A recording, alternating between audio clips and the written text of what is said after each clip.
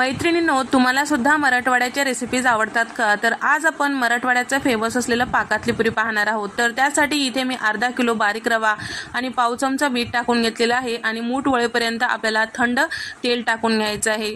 तर या ठिकाणी या पद्धतीने मूठ वळलं की लागेल तसं पाणी टाकून नेहमीच्या पुरीच्या पिठापेक्षा हलकंसं सैलसर ठेवायचं। 10 मिनिटं झाकून ठेवूया आणि पाक करण्यासाठी कढईमध्ये 3 कप साखर टाकून घेतलेला आहे। साखर बुडेल इतकं पाणी टाकून घेतलेलं आहे आणि 4 ते 5 हिरवी वेलची टाकून घेतलेली आहे। त्याचबरोबर 2 चिमूट इतकं केशरच्या काड्या टाकून घेतलेलं आहे।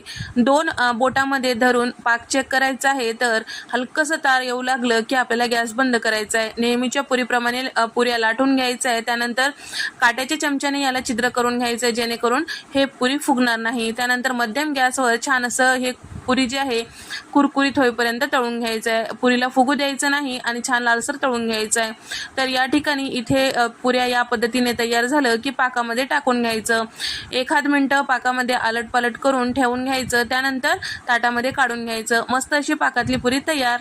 तर तुम्हाला रेसिपी आवडल्यास व्हिडिओला लाईक करा।